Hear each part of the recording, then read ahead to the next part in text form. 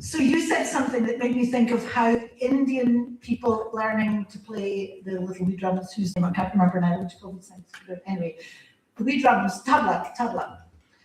In India, before you learn to play tabla as an actual drum, you have to go through a whole language learning of the sounds that you're going to be making on the drum. So you learn the lyricism and the rhythm of the sounds that you then have embodied and you tap out on the drum. That's what I heard you talk about in an interview. Just talk about something that was in your head long before. I know exactly what you mean, yes, that's so interesting, because I didn't say anything about tabla. But what I know exactly what you're talking about, because before I ever started playing the ukulele properly, I used to listen to those George Formby songs, because my granddad had tapes and records, and when he died, we had inherited all these tapes. So in the car, I would listen to tapes, and when it got to the ukulele solo, I would sing along with it. You know, those catchy rhythms that he used to play, those jazzy rhythms. And I used to sing along with it before I even picked up the uke. It's so easy then, once you've got it in your head, to actually play it. And do you know what we'll do? On Sunday, we're doing a George Formby style workshop. Now, it doesn't matter whether you really want to play those old comic songs or not, but it's so interesting to learn these syncopated techniques.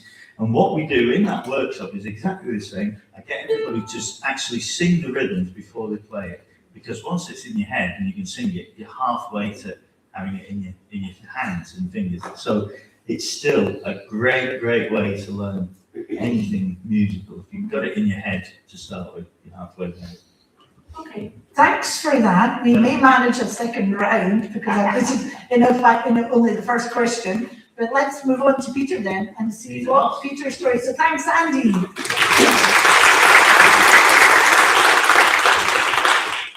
Hi.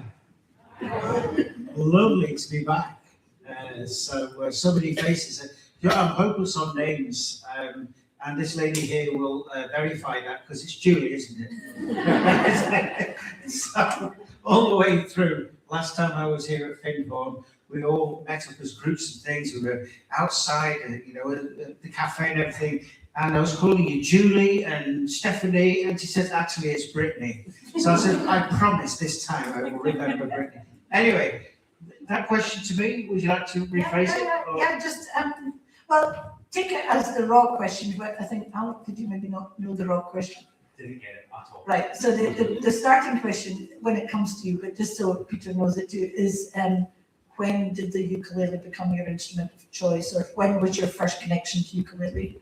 But by the time it gets to you, you might gather that's roughly what we're talking about. But you can go anywhere you like with it, Peter. Okay. So, believe it or not, I had no intention of playing a ukulele in my life. Honestly, it's hard to believe, isn't it? Mm-hmm. Because my late father, he played the guitar. He had an acoustic guitar.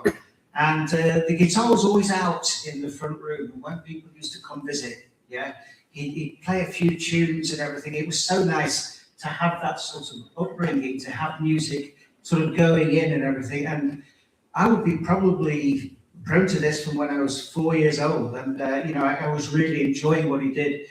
I got to 7 years old and I booked up enough courage, and I said to my dad, I said, look, could you just show me one thing on the guitar? I'd really, really like to play one thing on the guitar. And this guitar was massive, compared to me. So he sat me down on this chair, which was smaller than this one, right? He put the guitar on my lap. Guess what happened? You fell off the chair. I disappeared.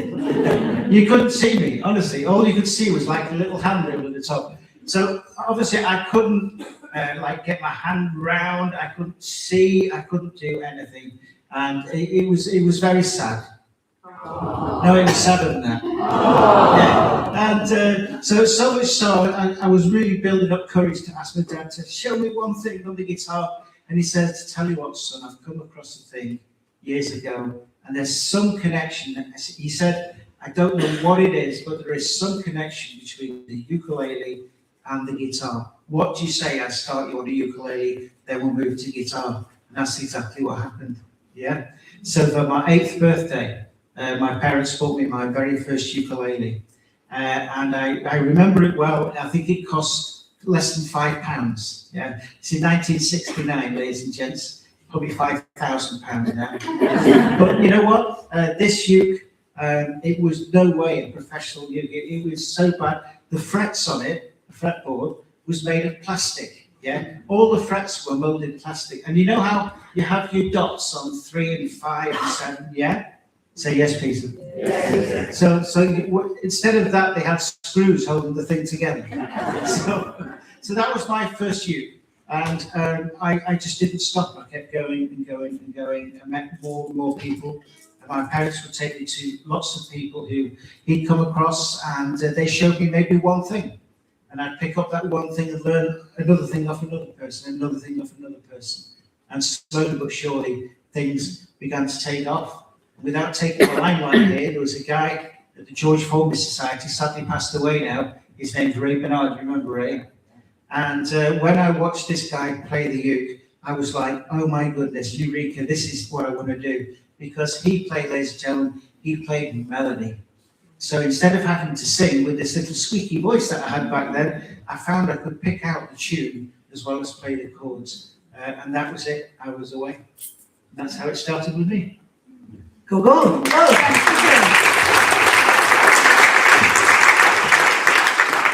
Now, before Brittany speaks, Brittany came last year as a participant, and Ken and I noticed she has a marvellous voice. She's already quite an established performer in her own right, doing various things in Aberdeen where she lives. And she's recently joined, well, you can say what you have joined, because I wouldn't know how to describe it, because I'm an old lady. So, but we want to really encourage young people in ukulele. And Brittany, we feel, is somebody who's up and coming. And so she's invited here as an artist with us this weekend. And she'll be particularly taking part in the concert on Sunday night, but will be variously going around. So just help her to feel welcome. So a big round of applause for Brittany.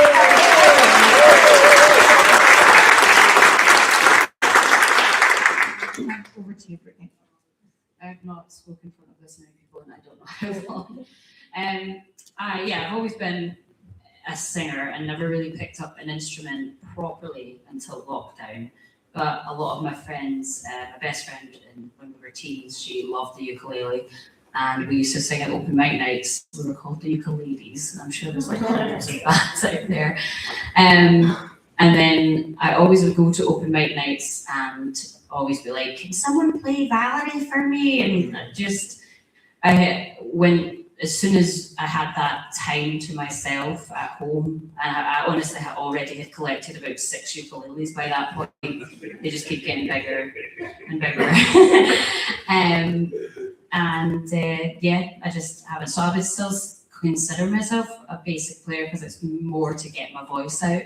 But you can still do a lot with the ukulele, even if you only use the same 10 chords. Push for that. But I love it, and I'm really excited to be asked to be here. Yeah. Oh,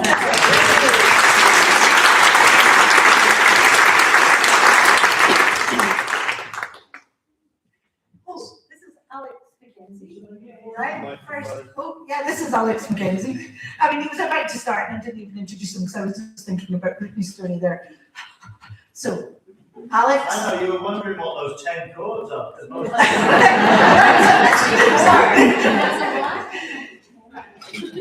So, do you feel comfortable to do all your own introductions and I don't need to have a word in it? So, okay, let's go for it. So, I'm actually, of all things, an accordion player by trade, which is a tiny bit different to ukulele.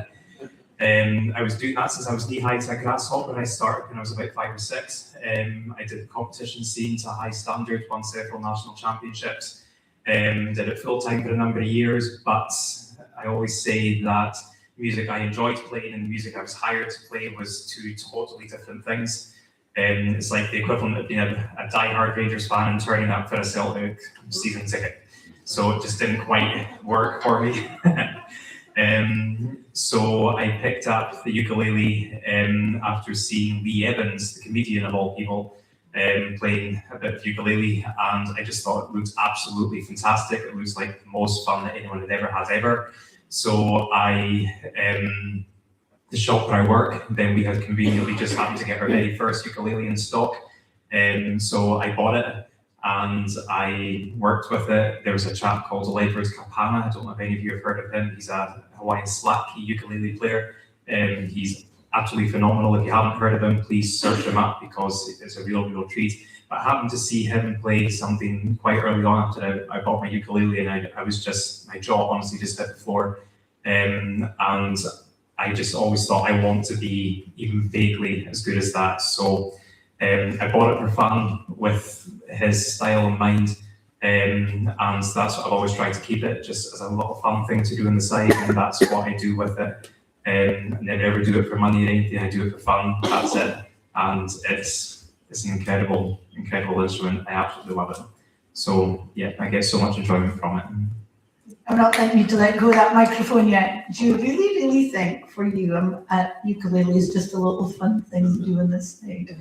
So what do you not, well, what takes up more of your life then than the fun thing you do on the side? You have to have some fun in your life.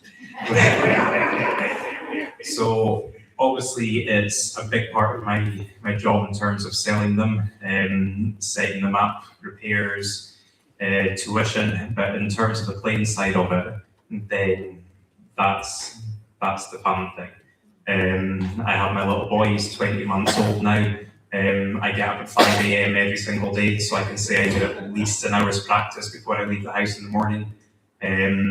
So yeah, if I can do more as the day goes on, I try to, but with a 20-month-old, that's not always easy.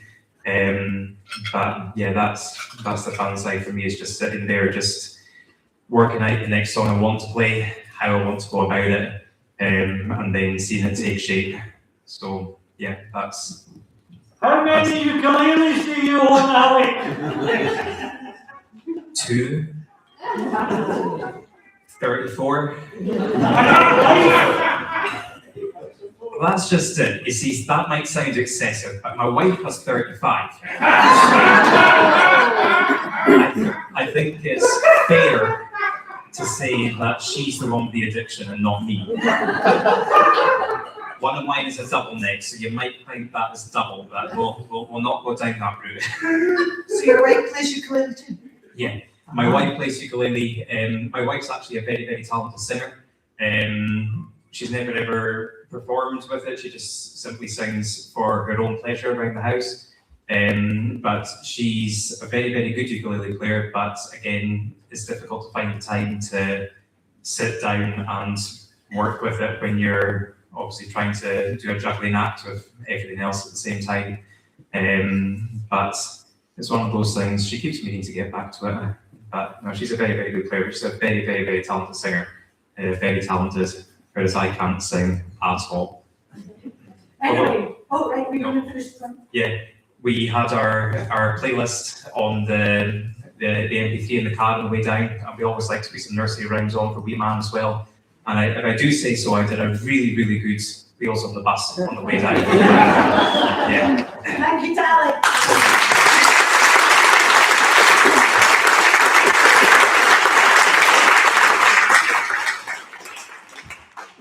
Which microphone should I talk about? I think I know one. Right, so you've already seen Saz and Joe, so we're going to work along the line here. Saz. Oh,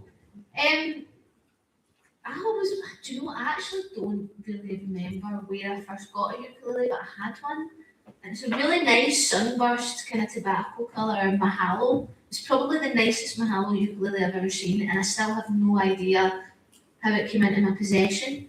But one day my best friend phoned me, and I was 21 at the time, and asked me, Sarah, we need a ukulele teacher at the music school. Will you teach ukulele? And I thought, I know 5 chords. I don't really know much about the ukulele at all. And I played drums. I played a bit of guitar, but I'm one of those kind of dad guitar players that can like play a lot of the chords up and down, but was a bit scared of bar chords and loved a capo. You know what I'm talking about? So I was like, do you know what? I'll do it because I had already been teaching. My background's actually in martial arts and sport, and that's what my degree's in. There's a lot of sports teaching and coaching. So I thought, right, I know how to teach. I know a few chords in the ukulele, it can't be that hard. And I had no idea that I would be sitting here right now, 12 years later, doing this as a full-time job. So that was when I was 21. I was in my last year of university. I knew I didn't want to be a PE teacher because I done martial arts. I didn't want to teach PE. And I knew that I loved music on the side. So it was really from starting one class, and it was a mixed class of adults and kids. There was 5 or 6 of them. And then over the years, I realised this is actually a really cool wee instrument. And I built up the classes, and I had a full night on a Monday night. And it was mostly all kids classes, a couple of adult classes, and I thought, I really enjoy doing this. And I used to compare how I felt coming home from working in the call centre at Sky, cancelling people's Sky accounts, because that used to be my job. I had really good chat, and I was really good at saving customers. I really helped people keep their Sky accounts going, even though I didn't even own a TV. But I used to compare how I felt coming home from both jobs, and I thought, I really need to make this a bigger thing. And then during lockdown, I took that plunge, and then since then, my whole life has been one big ukulele. But as a lot of you probably know, a lot of the joy that I have is actually from teaching, because I just really love what the ukulele can give people. I love the gateway it gives people. I love that I teach young kids from the age of 4 years old, and anybody at any age can learn it. And the number of times that I hear people say, I've never learned an instrument before, but I can actually play an instrument now. And that's what I love about it, and I love being able to help people be able to see that. So I'm really kind of pleased in a way that it was through a teaching capacity that I was able to come in and start teaching ukulele. So that's the most I can tell you, because I don't actually remember how I got this ukulele in the first place, but I do still have it, so that's pretty cool. So that's my kind of ukulele, where it all came from. And I'll pass you on to Joe. We actually met through the ukulele as well. Do you know that? I know. Oh, I went over to Belfast a couple of years ago. Thank you. I went to the Belfast Festival, and Joe put me up as a lodger, and kind of the rest is history. So I'll let Joe tell her story.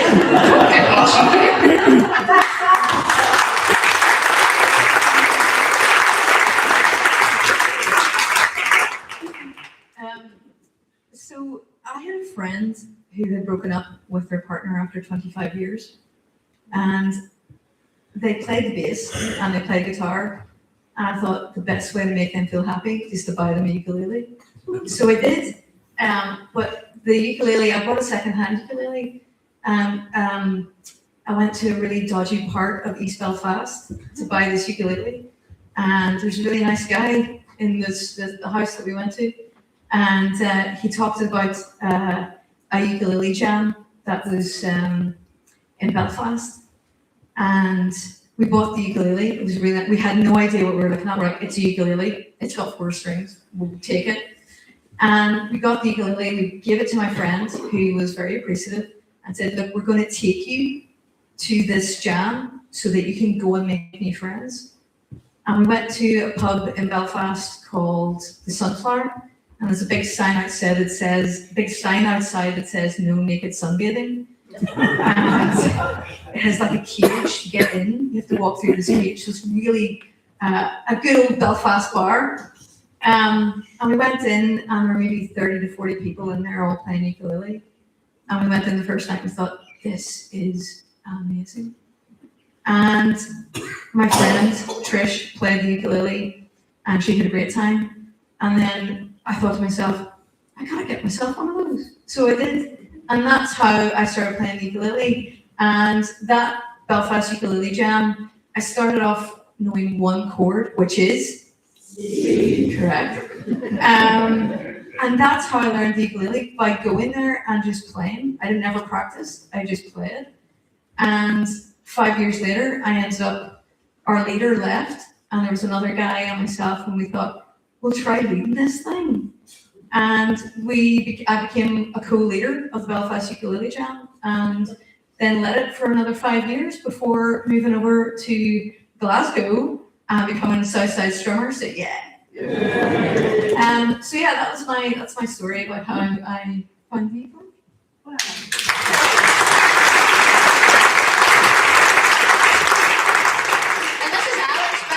Alice is one of our Southside Strawberries. I just thought he'd come and join the panel, didn't he?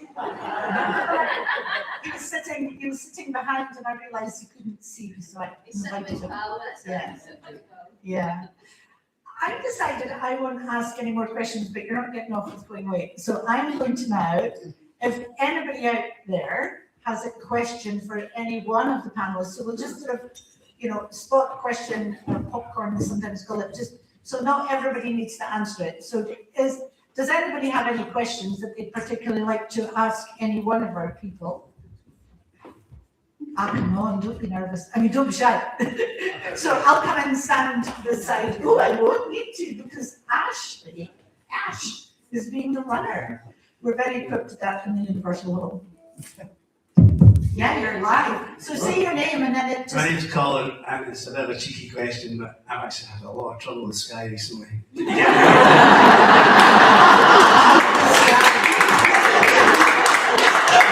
Alice died a few years ago now, and honestly, it's PTSD, I'm telling you. It's the hardest job in the world. I feel like I've been on the phone to them for years as well. Yeah. I think actually you don't get off without asking a question. You've got to get the mic back now and ask a question. Right, okay. Have any of you tried playing a bass? Because it's something I'm quite interested in myself, but I've never really plucked out the courage to have a go. And if you have, can you give me any tips? Anybody in particular want to answer? Well, Yeah. it's a long time since I really played, but I will rip your fingers to shreds. So be ready for that. And when you harden them off, don't let them go soft again. And wear rubber gloves when you do the washing up. Were you talking about bass, like a bass guitar, an upright bass, or a ukulele bass? Oh, that's easy, that's right. Don't need the rubber gloves then. So in my opinion, the basses have got a lot better over the years. Some of the ukulele basses with the thick rubber strings, the original ones, were very difficult to play. Like the intonation was very difficult, and they had a bit of I'd say a thump to them. So rather than note coming out, it was going thump, thump, thump, like that sort of thing. However, over the years, they've developed brands like Carla and that. I've got much better strings now. In fact, some of the color basses you can get have got metal strings, which sound much nicer. They hold the tune a lot better, and they'll sustain a lot better than those with rubber strings. However, I have a friend who has quite a modern one with rubber strings, and that sounds absolutely fine. It sounds like an acoustic bass. But the original ones, going back probably 7-8 years, I wouldn't recommend. So if you're going to get one, get a modern one. Thank you. Any more questions? I don't believe that. There's 140 of you out there. You must have a question. Right, Ken, can you pass? Okay, Ken's good. Okay, Kev, you'll be next. Testing. My husband and I have a little debate about how many ukuleles is enough. So simple question, simple answer. And I'm recording the right answer. That's got to be the smart. If you know how many you've got, it's not enough.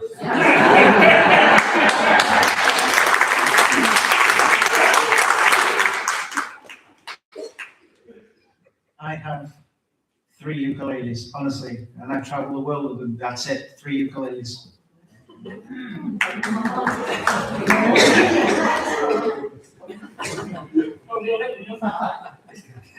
Never enough. I know what Alex said. Up to you.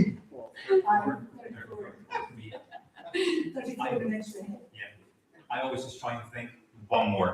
Just one more. Just one. And it's still one more. I've got a joke. Can I tell a joke on that very subject? Woman got a new pair of jeans and she went to her husband and she said, "Does my bum look big in these?" And the guy said, no matter how I answer that, I'm going to be in trouble. And she said, no. Just say what you're thinking. And he said, can I get another ukulele?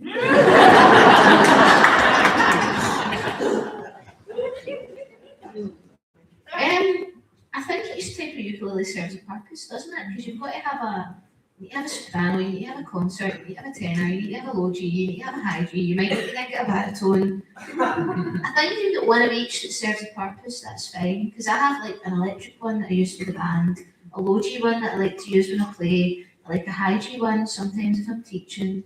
So I think it really depends. But I don't really like to have a lot because it's too much clutter. I'd rather be a little bit more minimal. When you teach, you need a collection for teaching, so it's one of those ones. I don't like to have too many though. I'd probably have a limit of about 5 or 6. Is that a reasonable answer for you? This is the ongoing debate forever and ever though, isn't it? What do you think? We do not have many either. I don't have many, but I do have a concert and I do have a soprano, but I don't think your collection is complete until you have a banjolele. You've got to have a banjolele. You got that twang. Okay, Kev away at the back there has a question. It's me up here. First of all, I'm with Alex. Anyway, on the last question, 34 is a nice number, but I'm nowhere near that. No, my question, a couple of weeks back I saw Peter on Facebook, I think it was, sitting on a little island, playing ukulele. Just quickly, as many as you want to answer, where's the strangest place you played the ukulele? Where's the strangest place for playing ukulele? Maybe they don't want to talk about it. I know it. Has anybody got an answer straight away? Well, Peter, do you want to talk about how you ended up on an island? Because did everybody see Peter on Facebook on an island? No? Well then. Oh. So I was in Germany, and it was a wonderful festival in Bavaria, Germany, and you opened the curtains and you saw the Alps. It was just amazing. It's like something from The Sound of Music. Anyway, the guy who ran the hotel said, I'd like you to do a little video and part of the promotion for us doing music in future events at the hotel. I'd like you to play on an island. And I'm thinking, I'm looking around and I can see fields, I can see mountains. Where's this island? Yeah. True enough, missed me. So anyway, true enough, as you kind of moved down near the spa, there was a small pond. And in this pond was an island with a bench on it, a 2-seater bench. And so basically he said, roll your trousers up. Yeah, honestly, roll your trousers up, walk to this thing. And I'm not kidding, it was as slippy as heck. It was like, oh. So sat on the bench and just played the first thing I could think of. And it was quite weird because I got wet feet. Playing with cold, wet feet is an experience. So that was in Germany. What about you? Oh gosh, I don't know what the strangest place would be, but I've done a couple of funerals, and that's quite a tough gig because you feel I shouldn't be doing it in the first place. You feel you shouldn't be doing it anyway, playing the so-called happy instrument in front of a coffin, But I've done it, and it was actually quite touching, and it did work quite well. That sort of sprang to mind when the questions came up. Also did a thing, good heavens, I did a thing sitting on front of the tank once, on the gun on the front of a tank. That was pretty strange. I can't remember how that came about, but it was for Sky TV, funnily enough. So nobody saw it. But that's about all I can think of. Anybody else? I'll tell you, where's Sarah? Here's Sarah. There's Sarah. Sarah's a dear friend of ours, and we visited her in Germany. We spent Hogmanay with her on New Year's Day, and rather than buying her a useless present, we took it into Stuttgart and we got her a ukulele, and she was very excited about it. And there it is. However,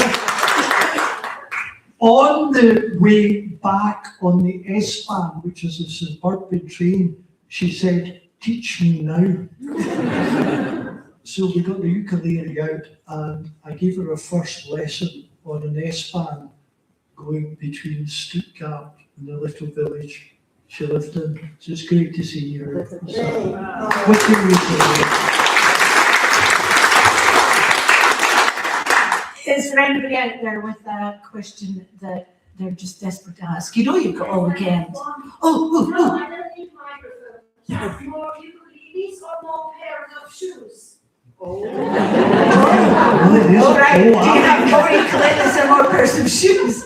And you see the soles of my shoes. They're quite well worn because I chose a ukulele instead.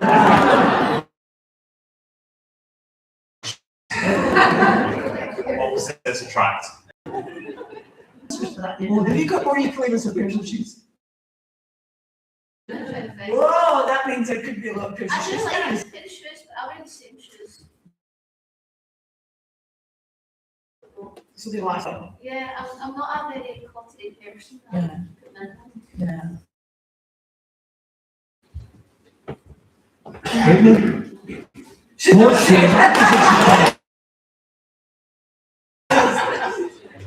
Too many shoes, not enough ukuleles. Oh, some with ukuleles on them. Right, okay, we'll just have a question. All right, Like that's the to last ask question, okay. the panel, like question time. I know you play a vintage Martin. I know you play your flight signature. What's your dream ukulele if you could have it? Forget the price. 1,000, 2,000, 3,000. What would you love? And I know you're a great collector of ukuleles, but is there one that you would like to have? Well, yeah, great question. Thanks, Ken. And I have got a collection. I don't think of myself as being a collector, but I have amassed quite a pile of them over the years. And I've got some, very lucky to have some owned by famous people. I've got two George Formby instruments, two that belong to Tessie O'Shea. Anybody remember Tessie O'Shea? Two of her ukes at home. And I would really like the Martin. I do have some Martins, beautiful things they are. But the one, or one of the ones played by Ukulele Ike. Remember Cliff Edwards, the 20s star, well, 20s to 50s, who sang "When You Wish Upon a Star"? You know, wonderful artist, a great jazz pioneer, made his first jazz record in about 1920. You know, he was a real pioneer. And I would love to have his Martin uke. That would be amazing. Well, it's just, I know they're only pieces of wood and string and whatever metal, but there's a magic, there's an aura about these things that have had such a history. And I always wish an instrument could have a logbook. Well, Like,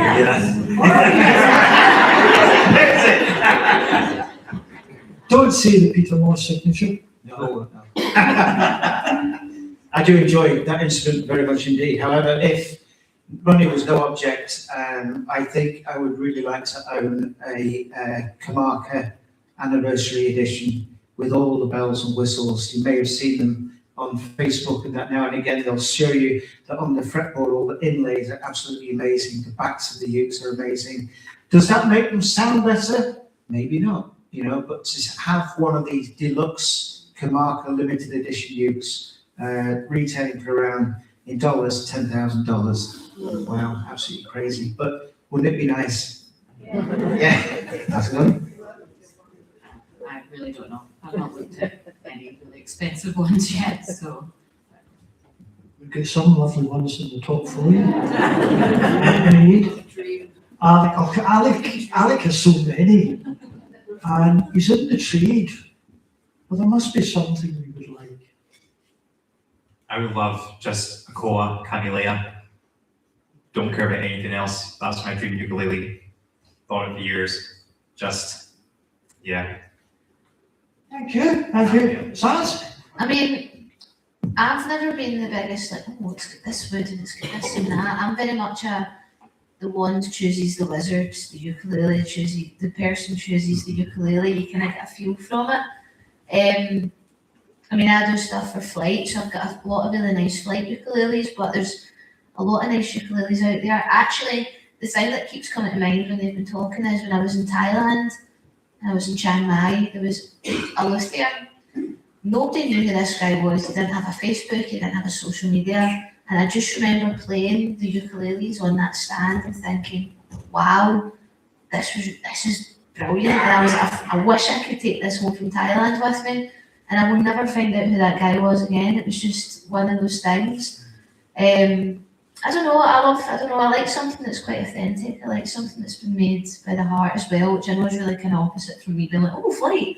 But it's, do you know what? I think a ukulele is kind of it's how it feels. I think the most important thing is, I don't know, I think it's really nice when somebody's got something sentimental as well and it means something nice to them. So, I don't know. I'm not very good at choosing things. I'm quite indecisive. I don't know if you've noticed that. But, so yeah, I don't really have a solid answer on that one because I don't really mind. I have no clue. I would just say that it doesn't matter what kind of ukulele you have. If you have really nice strings, it's going to sound a heck of a lot better. So yeah, like Brent, yeah, strings will fix a lot of the problems. So whether you have a cheap ukulele or one that's £1,000, £2,000, just get nice strings. Was it Brian? Where's Brian? There you go. Get those strings and they'll sound a lot better. Yeah. And wait a minute, but I'm going to tell a story, just a little story. Oh, well, it depends what you think I was going to say, because it usually is the same. Right, when I started attending Ken's multiple beginners classes and just became the hostess of the beginners classes, I was just playing his various 2 or 3 ukuleles he had at the time. And then a very dear friend offered their then ukulele that had been new to them for sale to anybody in our group. And Ken said, oh, you get it. I said, no, I'm not just going to get it just because that person's offering it. I want to choose my own ukulele when it's my first ukulele. So I didn't choose to buy that. But then a strange thing happened. That person, a few months later, gifted me that ukulele in return for a favor that didn't require a gift. And strangely enough, I then loved playing that ukulele because of the way that it came to me. So I was so cherishing the gift that became the love I had for that ukulele. And then last year, here in this room, for those who were here, the first ticket for the raffle was my ticket. And there was an unfortunate incident of a damaged ukulele. So I made the decision to choose the risky ukulele as my raffle prize in order to remove the risk from the table. And so I do believe I'm still playing a ukulele worth £550 that came off the raffle table last year, and I do adore it. And in fact, I quite cherish it. I don't want I've told the other person that Ken now plays the first ukulele that was gifted to me. Because I still love it, because I love the giver of the gift. And then I am entirely in love with the shininess of this amazing ukulele that I won peculiarly, unexpectedly last year. Now, I will pause there because I made a dreadful mistake 40 minutes ago. And I'm going to stand up because there should be somebody sitting in here that I forgot to invite because I'm still ukulele'd out. I want you to put your hands together for our brand new, possibly first ever time at a ukulele festival, official bard, like the poet of our festival, Ian Charlton, who's sitting up there with his wife Linda, who's one of our players. Ian, will you please come down and sit here? And I want everybody else to stay to keep them company.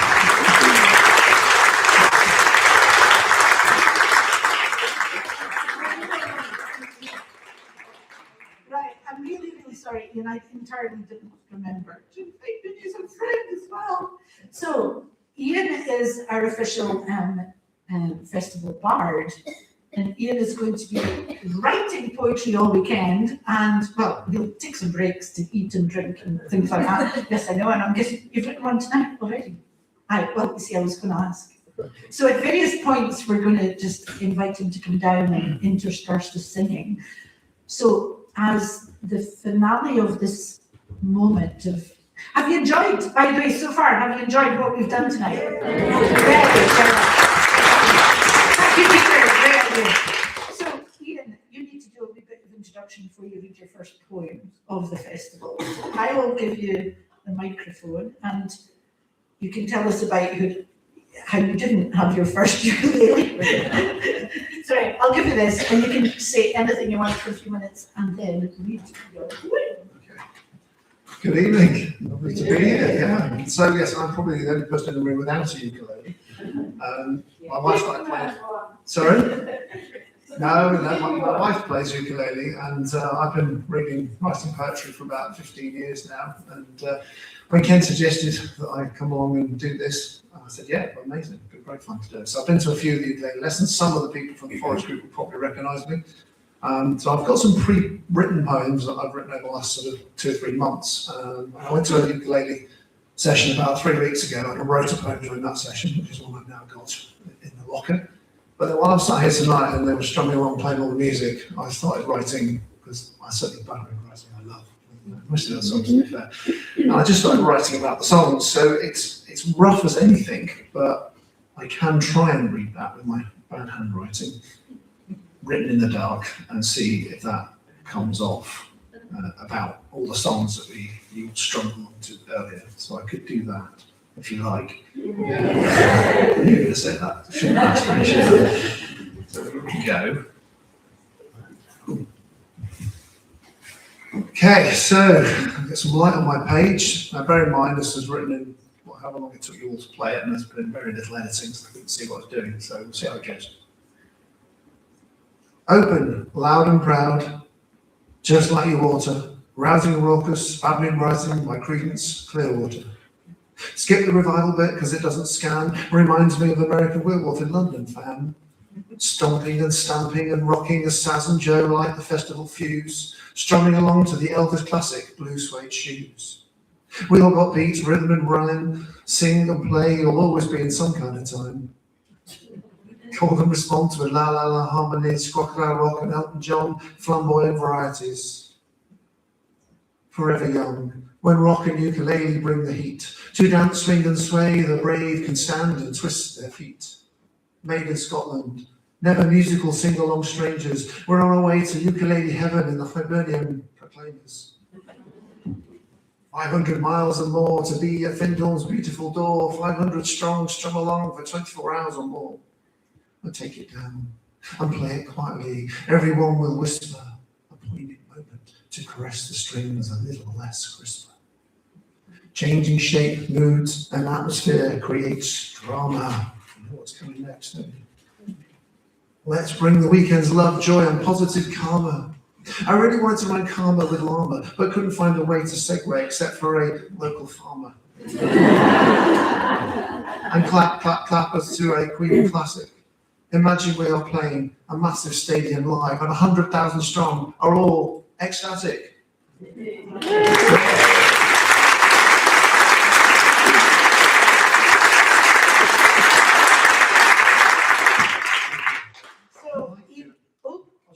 Might be one of the open mic later Yeah, absolutely. So Ian will be around all weekend and just come and go, and if you, just who knows what will happen. Who knows? As Ken said, you might find yourself in a poem. I did try to get Ian to wear a kilt. It said no.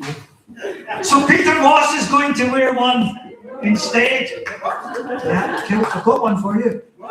It's a very thin fella, but you'll manage it. Listen, folks, we're going to end in the hall tonight, but we're not going to end No, because... we can, Saz and Joy are going to do a few more songs, if they want to. Where are we? Do you want to do a few more songs? Do you want to do a few more songs? But then have your thinking caps on. We're going to the cafe after in here, and it's an open mic. We'll be strumming some songs there as well, and it's a licensed cafe, so no excuse.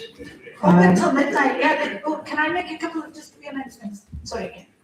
Could you come and help me down here? Aye. Well, okay, wait a minute then. A round of applause to our panel who made out.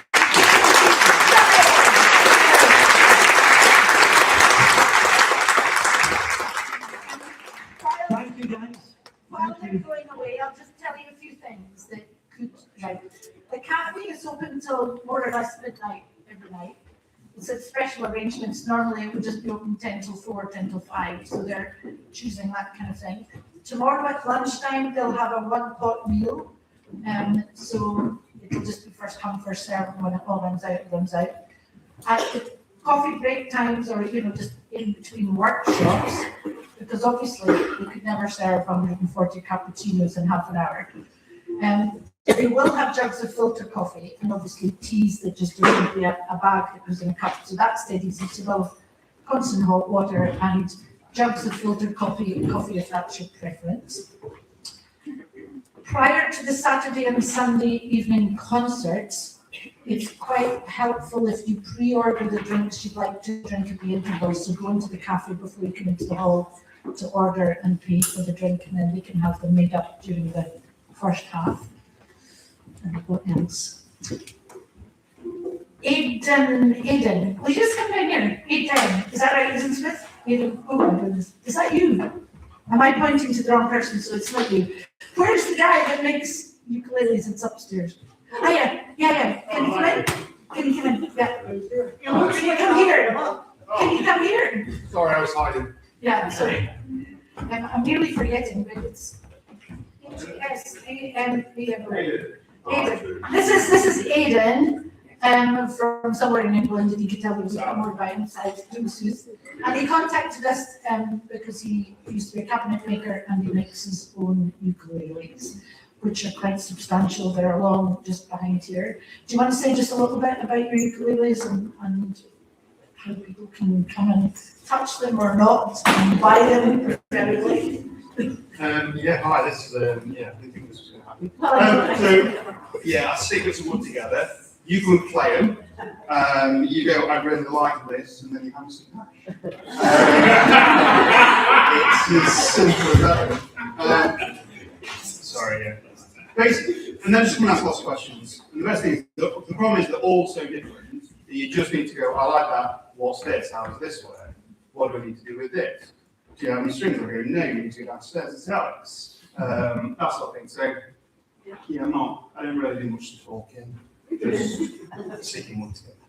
Wow, but wait, you were a cabinet maker to trade, is that right? Yeah, no, I'm a teacher. Cabinet. So I teach woodwork. Yeah. I used to be a science teacher. I worked in lots of schools. So that's why I knew about this place. And then I saw your festival pop up and thought, well, we'll do the short drive, 12 hours. And then have a nice tour around sort of that. You play festivals a great time, so can't complain. But just come say hi and come over play. Please come over play. That's all you got to do. Don't be scared. I'll play. Try not to scratch you too much. But otherwise, that's all you can really do. Yeah. But thanks. Okay. Thanks for the intro. So this Aidan and his lovely ladies are there. So.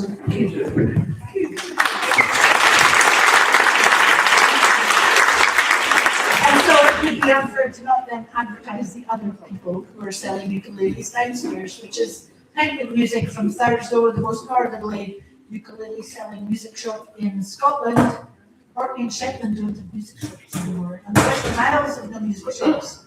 So head up to Thurso, it's only another 2.5 more hours north of here. But anyway, Alex brought down half the contents of the shop. He's got all kinds of bits as well as ukuleles, and just enjoy it. Their shop will be open mainly all day and, into the evening, but maybe stopping, when the concerts start happening, then these parents will go away. Right, that's all I'm going to say. Over to you guys to have some more singing.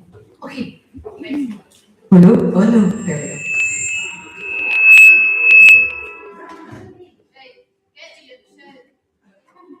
We're going to do 3 songs. We're going to get back on our feet. And we're going to shake ourselves up for this one. Okay? Oh, Mike's on.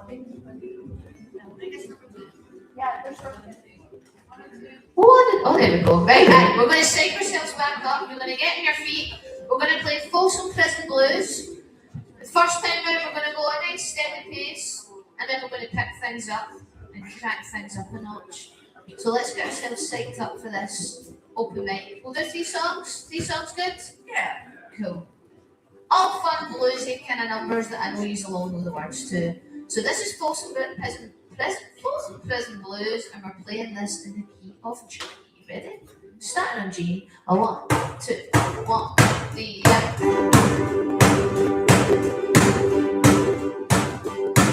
I hear a train coming, it's rolling by the wind. I ain't seen the sunshine since I don't know when. I'm stuck in Folsom Prison, and time keeps dragging on. But that train keeps on rolling on down to San Antonio. When I was just a baby, my mama told me, son, always be a good boy, don't ever play with guns. I shot and reload, just to watch him die. But that rear that whistle blow, I hang my head and cry. I bet there's rich folks eating in a fancy dining car, probably drinking coffee and smoking big cigars. I know I had it coming, I know I can't be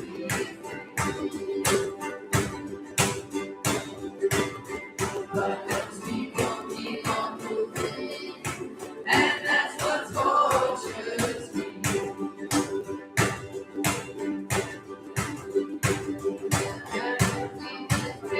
If that railroad train was mine, I bet I would it on a little further down the line.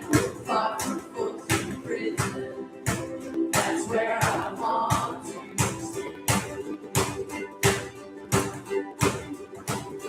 When I let that lonesome whistle blow my blues away.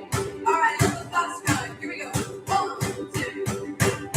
I hear that train coming, it's rolling by the way.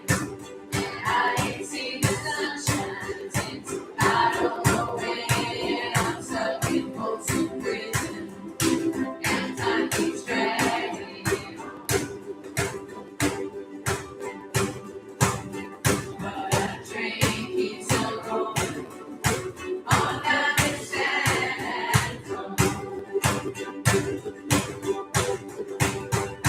When I was just a baby, my mama told me, son, always be a good boy, don't ever play with guns. I'm sorry and real, just to watch it die. When I hear that whistle blow, I hang my head and cry. I bet there's rich folks eating in a fancy dining car, probably drinking coffee and smoking big cigars. I know I had it coming, I know I can't be but those people keep on moving, and that's what tortures me. Want to be free from this prison, if that railroad train was mine, I bet I could get on a little further down the line. Far from Folsom Prison, that's where I want to stay. I like it that Folsom Prison, blow my blues away.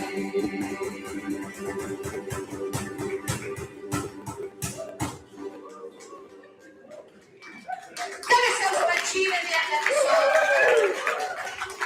Okay, we're going to now do Rockin' All Over the World. And there's a very special dance move that you have to do with this if you want to be in the status quo and all that. So, rocking all over the world, we're going to do that same kind of down, up, down, up, down, up, down, up, down, up, down, up.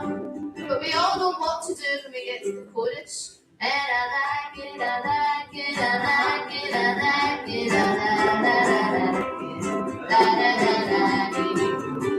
Oh, rocking all over the world. But I want to see 10 times more energy than that, folks. Come on, it's Friday nights. So we need everybody standing up, basically, is what we're saying. There you go. There you go. We're going to run through the chords a few times because this is one that you can get off the book really quite easily. So, it's the same little pattern the whole way through, and it's going to start on G, 2, 3, and G. Then we're going to change to C, and then we go back to G, and then a D, and then a G. What do we do? We group it again with some G. Then we're going to change to C, and then we go back to G, and then a D, and then a G. One more time. It's a G. Then we're going to change to C, and then we go back to G, and then a D, and then a D. All right, 1, 2, 3, and here we are, here we are, here we go. All goes to hit it, rocking all over the world. We're giddy up and get away. We're going crazy, we're going to take it. Rocking all over the world. I'm ready. That's my head. I like it, I like it, I like it, I like it,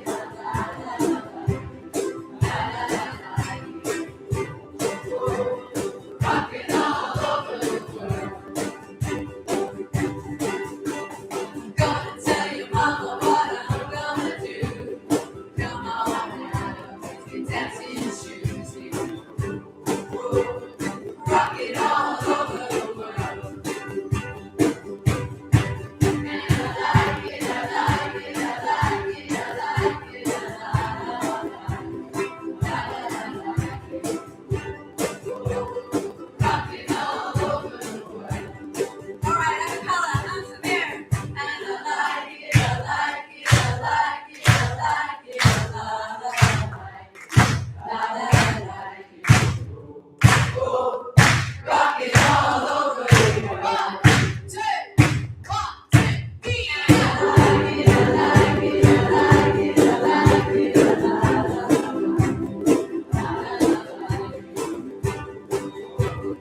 Rock it all over the world. One more time. And I like it, I like it, I like it, I like it, I like it. Rock it all over the world.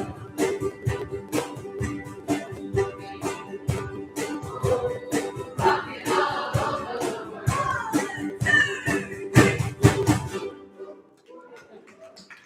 Okay, stand your feet. One more. We're gonna do probably the best ukulele song ever, Johnny Be Good.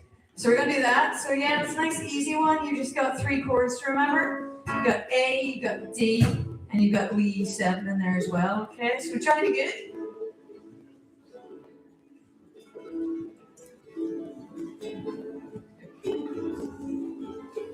This is the same the whole way through.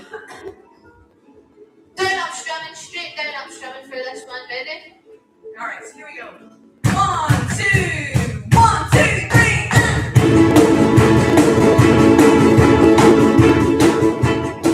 And then you change to D, and then back to A, and then E7, and then back to A. Louisiana goes to New Orleans, Sacramento goes to Miami,